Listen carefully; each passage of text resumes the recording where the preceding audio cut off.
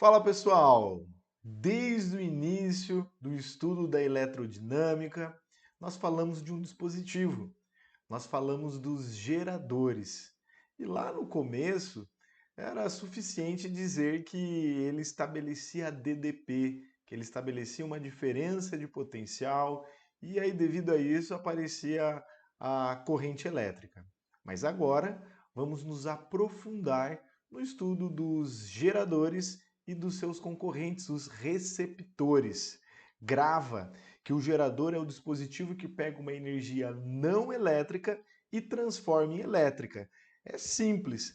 Tem não elétrica, converteu em energia elétrica, esse instrumento, esse aparelho, esse dispositivo é chamado de gerador. Um exemplo clássico: hidrelétricas. Devido à geografia do Brasil, né, nós temos várias hidrelétricas. E a hidrelétrica ela pega a energia mecânica, a energia de movimento da água, a energia de queda da água e transforma em energia elétrica. Então pegou uma não elétrica e transformou em elétrica, é um gerador. Um outro exemplo, as pilhas.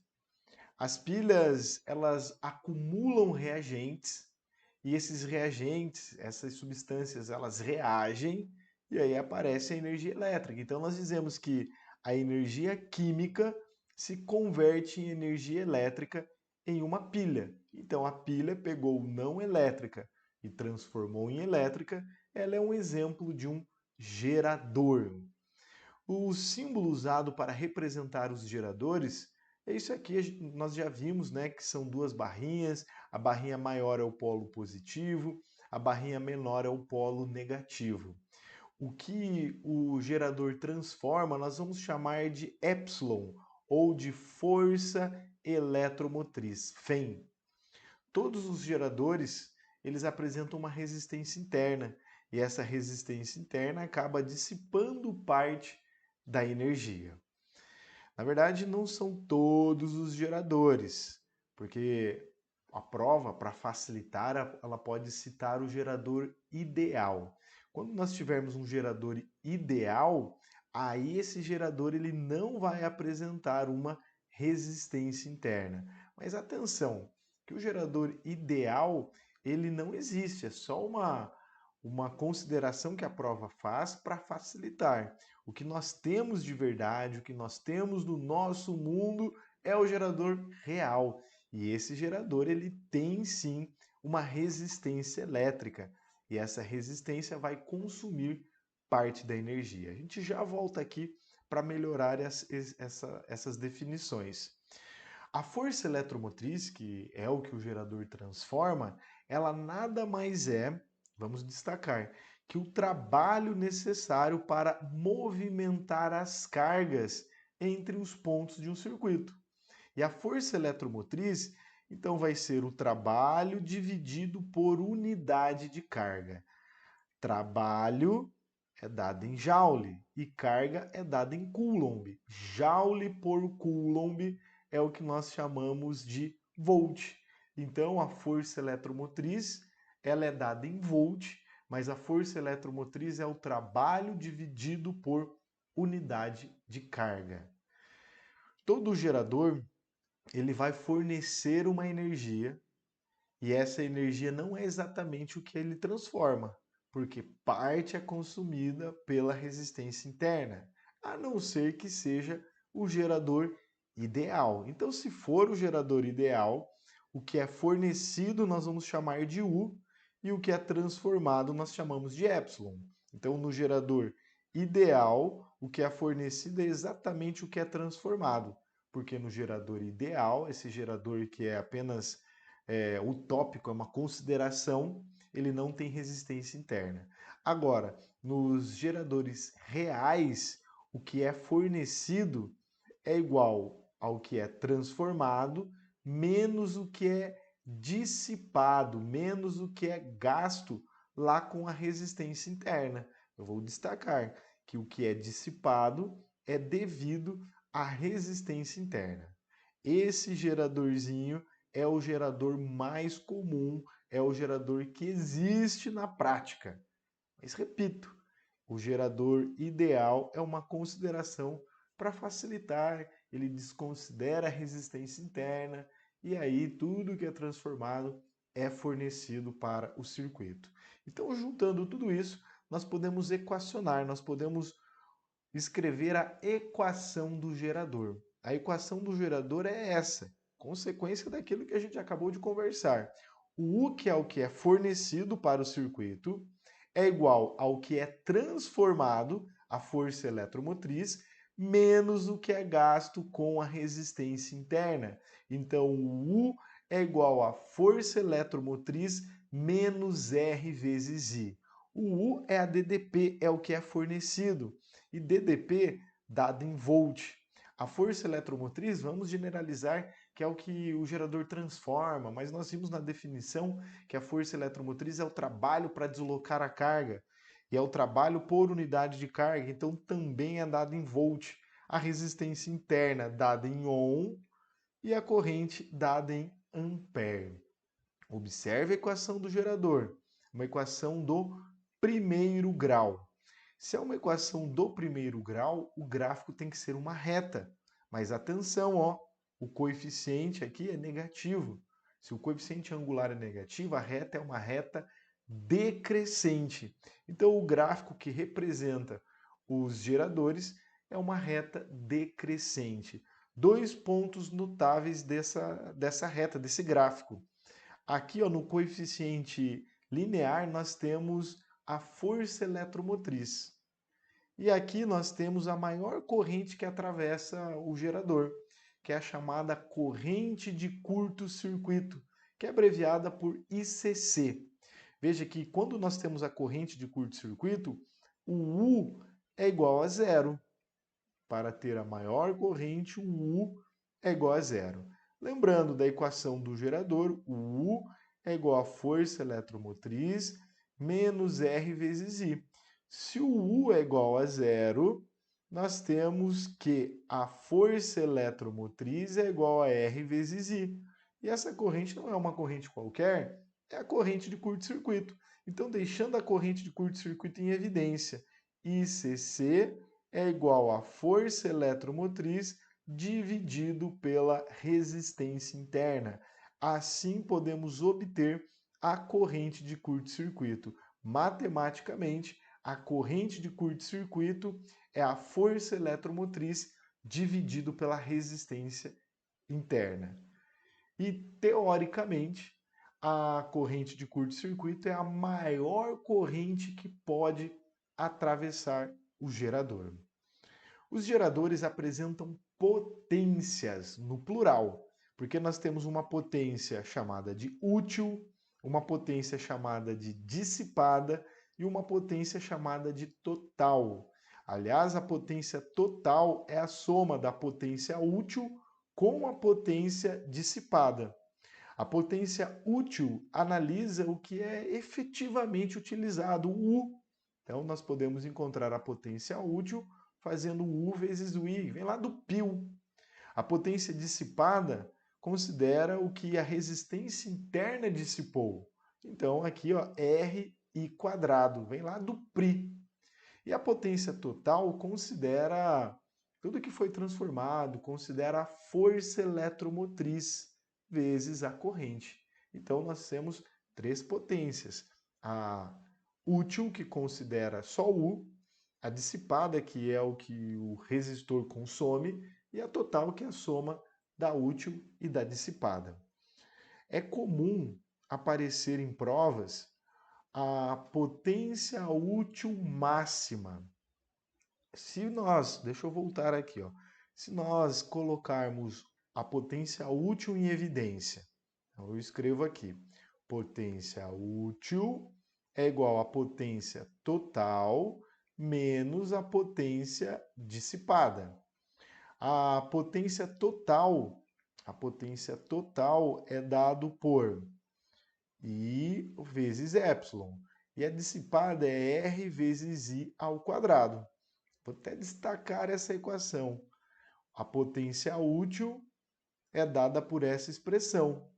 Observe que aqui ó, nós temos um quadrado, então é uma equação do segundo grau.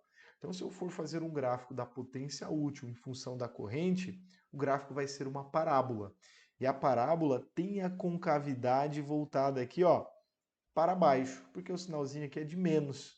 Então, o gráfico da potência útil em função da corrente é uma parábola com a concavidade voltada para baixo.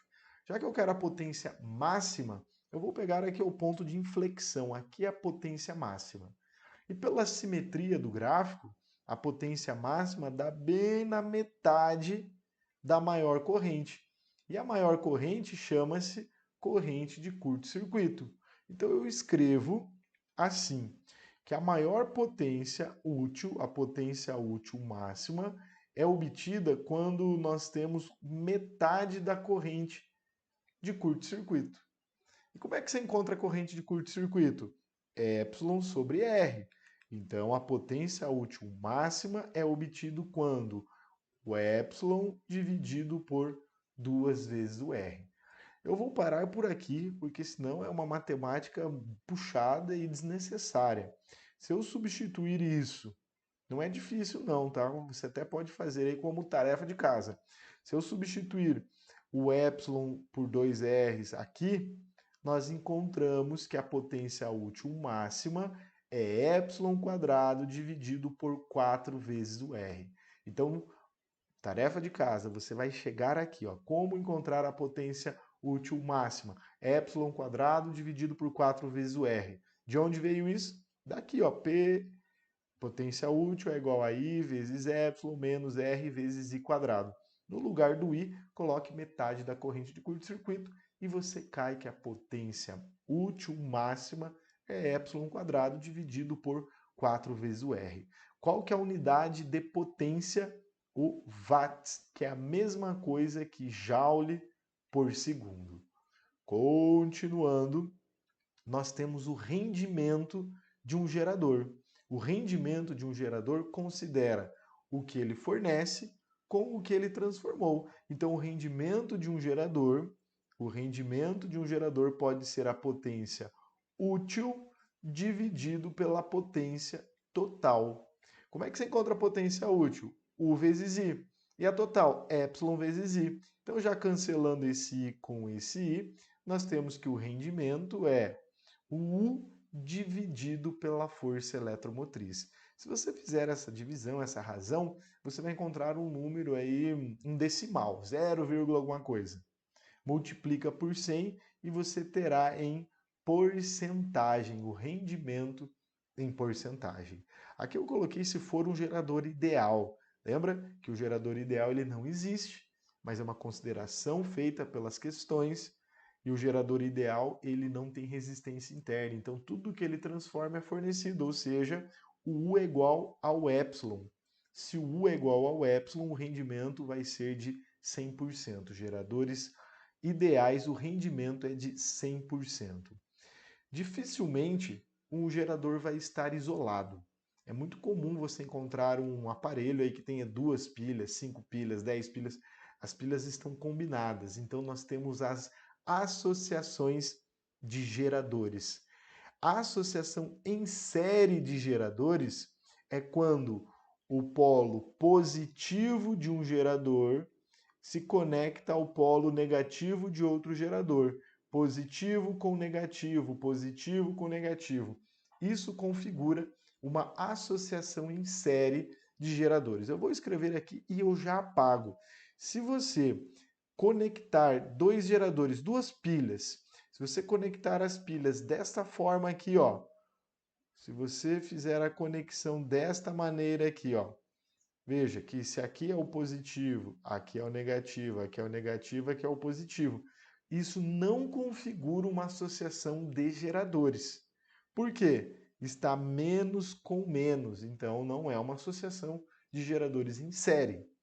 Para que seja uma associação de geradores em série, é sempre mais ligado no menos, mais no menos, mais no menos, e assim por diante.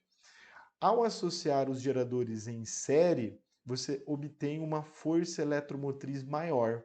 E essa força eletromotriz, que eu vou chamar de força eletromotriz total, é a soma da força eletromotriz de cada um dos geradores. Então, Se aqui, ó, força eletromotriz 1, aqui a força eletromotriz 2, aqui a força eletromotriz 3, o total é a soma dessas forças eletromotrizes. Só que as resistências também estão associadas, então nós temos a resistência equivalente. E como é que você associa as resistências em série? Como é que você obtém a equivalência em série? Simplesmente somando. Então, ao associar geradores em série, você obtém uma força eletromotriz maior e, consequentemente, a potência do circuito, a potência da associação vai ser maior também. Além dos geradores em série, nós temos os geradores em paralelo. Para que os geradores estejam associados em paralelo, os geradores devem ser iguais, os geradores devem ser idênticos, todos iguaizinhos. Então esse é epsilon, aqui é epsilon e aqui é epsilon. Aqui a resistência é R, aqui a resistência é R e aqui a resistência é R. Opa, fiz o contrário, né?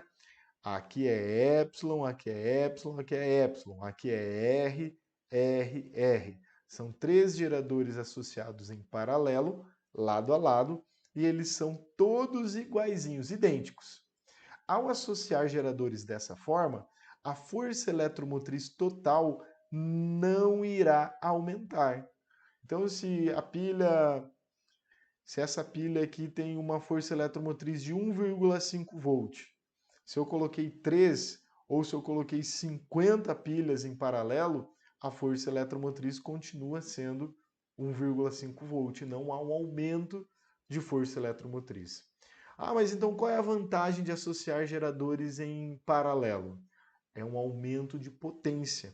E o aumento de potência acontece porque a resistência equivalente desta associação diminui. Já que os resistores estão associados em paralelo, né, os geradores estão em paralelo, então as resistências internas também estão em paralelo. A resistência equivalente vai ser o valor do resistor dividido pela quantidade de geradores que estão associados. Então a resistência equivalente diminui. A força eletromotriz mantém-se a mesma. Se a resistência diminui, a potência aumenta. Eu vou até anotar aqui para você recordar. Potência é a força eletromotriz ao quadrado dividido por R. A força eletromotriz não mudou, mas a resistência diminuiu. Se a resistência diminuiu, a potência aumentou. Então, a vantagem de associar geradores em paralelo é um aumento de potência. Não há aumento de força eletromotriz, mas há sim um aumento de potência. O dispositivo que concorre com os geradores são os receptores. O gerador ele pega uma não elétrica e transforma em elétrica. E o receptor? O receptor ele vai pegar a energia elétrica e vai transformar em outras modalidades de energia. Então, se o dispositivo pega energia elétrica e transforma em outra forma de energia, é um receptor. Cuidado, hein? Que se ele transformar apenas em calor, ele não é um receptor. Se ele transformar apenas em calor, ele vai ser um resistor. Resistor não é um receptor. Resistor pega elétrica e transforma em térmica, efeito Joule. Os receptores, eles até podem parte da energia ser convertida em energia térmica, mas a finalidade é elétrica em outra modalidade. Eu vou até te mostrar esse exemplo aqui, ó. Um televisor. A TV foi conectada na tomada, a tomada é o gerador, então todo receptor, para funcionar, ele tem que estar conectado a um gerador, alguém que forneça energia para ele. Aí ele vai pegar essa energia elétrica e vai transformar em outras modalidades de energia. No caso do televisor, ele transforma a energia elétrica em energia luminosa, porque sai luz ali da TV, então tem energia luminosa. Sai também energia sonora, porque quando o televisor está em funcionamento, você enxerga uma imagem, mas também ouve, né? Tem o áudio, então tem uma energia sonora. E se você deixa o televisor ligado por um bom tempo, ele acaba aquecendo, ou seja, temos o calor envolvido. Só que o calor, ele não é uma energia de interesse. Então, o calor, eu vou escrever que é uma energia dissipada. Quer dizer que lá no interior do televisor e dos receptores existe uma resistência interna que vai gastar parte da energia. E essa energia não é útil, então a gente diz que é uma energia dissipada. Repito, o aquecimento do televisor não é útil, então a gente chama de dissipada. Quando você utiliza o televisor, você não está interessado no seu aquecimento. Ele ocorre, é uma consequência, devido à proposta de Ohm, né? Lá na segunda lei de Ohm, nós vimos que qualquer condutor vai ter uma resistência e essa resistência acaba dissipando parte da energia elétrica em energia térmica. Então, para ser um gerador, ele tem que pegar uma energia não elétrica e transformar em elétrica. Para ser um receptor, ele tem que pegar energia elétrica e transformar em não elétrica, mas não pode ser apenas calor. O símbolo dos geradores e dos receptores são bem parecidos. Eu já vou destacar isso aqui lá na frente. Grava que agora nos receptores é o epsilon linha. E o epsilon linha é o que nós chamamos de força contra-eletromotriz. A equação do receptor, opa, aqui está escrito errado, hein? A equação do receptor é muito parecida com a equação do gerador. Lá no gerador era menos, aqui no receptor é mais. As equações são bem parecidas. Então, aqui no receptor, o U, que é o que vem lá do gerador, é igual à força contra-eletromotriz mais R vezes I. Também é uma equação do primeiro grau, então o gráfico tem que ser uma reta. Só que agora a reta é crescente. E aqui, ó, no coeficiente linear, nós temos a força contra-eletromotriz. E o coeficiente angular vai ser a resistência interna. Atenção, que os receptores são contrários aos geradores. O gerador pega energia não elétrica e transforma em elétrica. O receptor pega elétrica e transforma em não elétrica. O gerador, a equação é negativa. O receptor, a equação é positiva. O gráfico do gerador é decrescente. O gráfico do receptor ele é crescente. E o rendimento do gerador é contrário ao rendimento do receptor. O rendimento do gerador era o U pelo epsilon. Aqui é o epsilon linha dividido pelo U. Atenção, já que os símbolos são muito parecidos, nós vamos distinguir o gerador do receptor pela corrente elétrica. Olha o símbolo do gerador. Duas barrinhas, a maior é o mais, a menor é o menos. Receptor, duas barrinhas, o maior é o mais, o menor é o menos. Símbolos iguais. Só que o gerador, a corrente elétrica, ela sai do polo positivo. No receptor, a corrente elétrica entra no polo positivo. Muita atenção a essa parte da eletrodinâmica, ela é cheia de detalhes. Por favor, lembra que o estudo completo faz parte da teoria, da resolução de exercícios, inclusive de assistir os exercícios resolvidos. Então, confira aqui embaixo os exercícios resolvidos e depois siga resolvendo, fazendo a sua parte. Valeu, muito obrigado, bons estudos e até a próxima!